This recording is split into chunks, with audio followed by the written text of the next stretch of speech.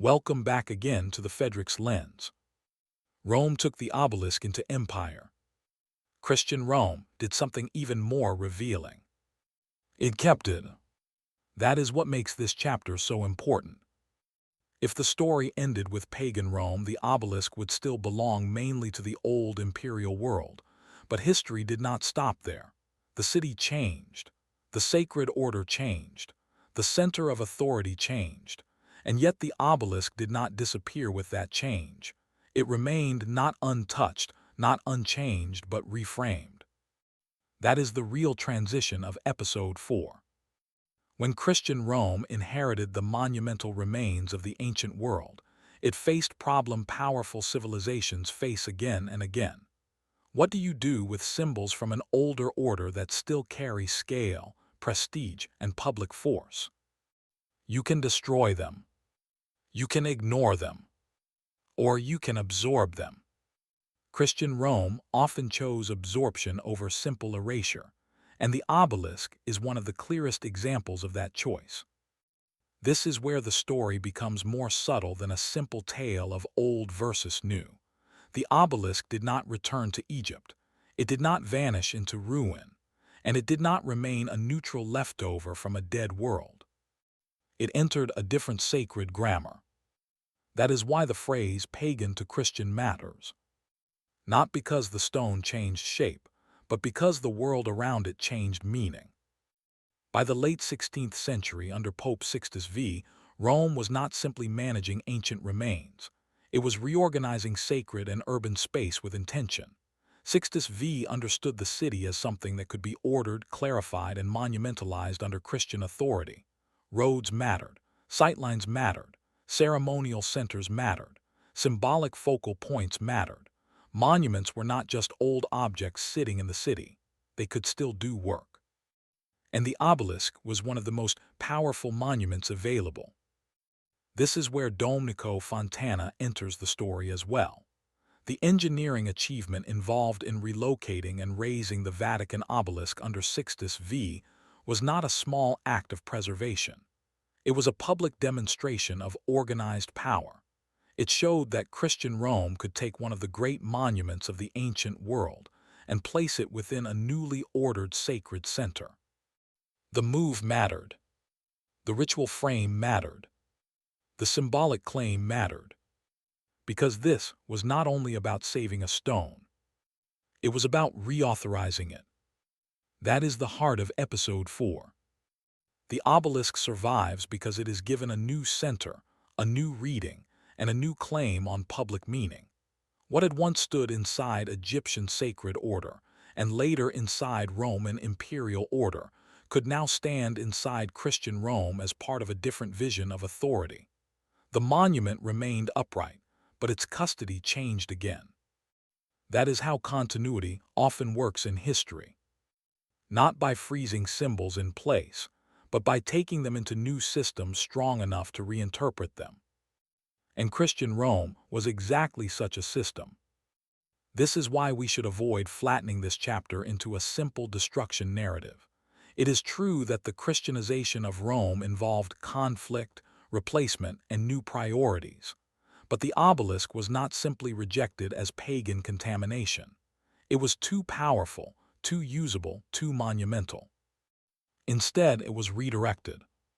Its old world was not allowed to remain sovereign over it. A new world claimed it. That claim can be seen especially clearly in the Vatican setting. Once the obelisk stands in Christian ceremonial space, once it is topped, framed, and recentered under new authority, it no longer functions as a free-floating remnant of the ancient world. It becomes part of a Christian city, part of a Christian axis, part of a Christian public grammar. That is not accidental. It is a civilizational act. The deeper lesson here is that monuments do not survive only because they are physically durable. They survive because later powers decide they are worth keeping and strong enough to be reinterpreted. The obelisk was not preserved because its original meaning remained intact. It was preserved because its form could be claimed again. That makes Episode 4 one of the most important chapters in the whole series. because it proves the obelisk is not only transferable across empires, it is transferable across sacred orders. And that is a much bigger threshold. Rome had already shown that the monument could leave Egypt and still retain force, but Christian Rome showed that it could leave one sacred world and enter another without losing public seriousness. That is more than preservation. It is symbolic conversion at the level of urban form. The stone still stands, but the city tells you how to read it now. That is a powerful idea, and it helps explain why the obelisk continued to survive long after the worlds that first gave it meaning were gone or transformed. The form remained effective. It still organized space. It still created centrality. It still made authority feel elevated, disciplined, and enduring. So Christian Rome did what successful powers often do with inherited symbols. It folded them into its own order. And in doing so, it gave the obelisk another life. This is also where the monument becomes impossible to reduce to any single civilization. By this point, the obelisk is no longer only Egyptian and Roman either. It has entered a chain of custody. Each new world receives it, reshapes its frame, and claims its seriousness. That is why the obelisk matters so much more than it first appears to. It is not just an artifact. It is a monument that survives by being recentered. And Christian Rome mastered that move. Under Sixtus V, the obelisk in Vatican space did not stand as a relic of an abandoned order left to decay on the margins. It stood in the center of a renewed claim, a claim that Christian authority could inherit the city, reorder it, and make even the great monuments of the ancient world serve a new sacred vision. That is not passive continuity. That is active reinterpretation. And once the obelisk could survive that kind of shift, another transformation was waiting. Because the next world to inherit the form would not be defined by pagan temple order or Christian Rome alone. It would be the modern state. The same monument logic would step again into a new setting, with a new vocabulary of authority, memory, and public power. And that is where the next chapter begins. The obelisk survived pagan Rome. Christian Rome reframed it. And the modern capital would keep the form alive once more. The obelisk survived pagan Rome by entering a new sacred grammar. And once that worked, the form was ready to survive again inside the modern state.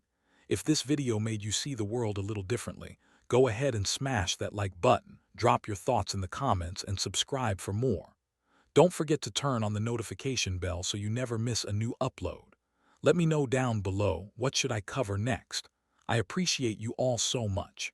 Catch you in the next video. Look closer, see further, decide for yourself.